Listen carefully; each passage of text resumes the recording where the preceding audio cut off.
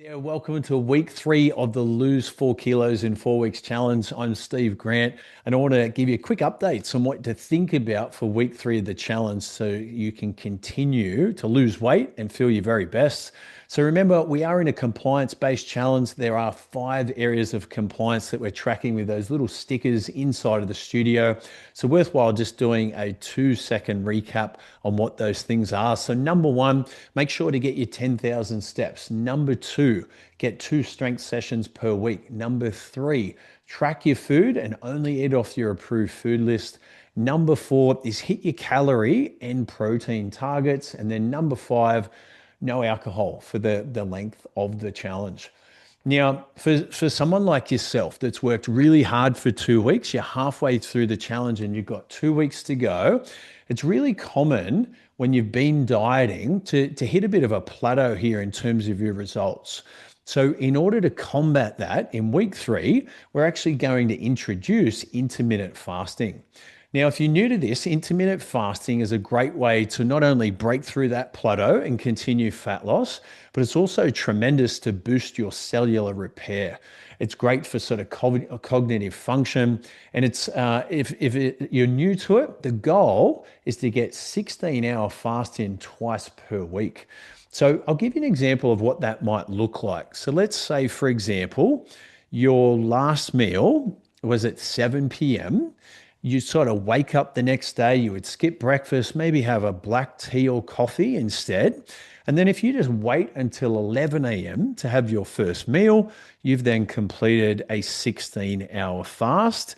And again, we've implemented something that's going to help you to keep the momentum going, something that's going to stop you from plateauing in week 3. Now, drinking black coffee or tea or water is fine during that sort of 16-hour fast period. Just be mindful how much sort of tea or black coffee you have on a fast with an empty stomach. That could be a little bit sort of unsettling.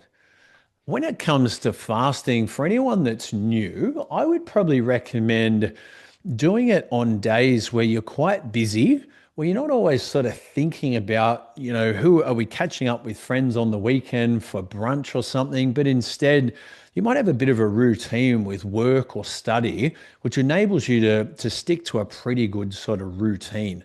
So I prefer to do my fasting. If I do like a fast, I might do one on a Monday and a Wednesday.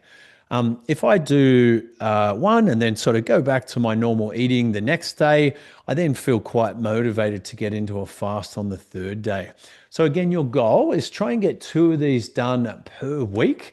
Your goal is to try and fast for up to 16 hours. If you can only get 14 hours, that is still really, really beneficial.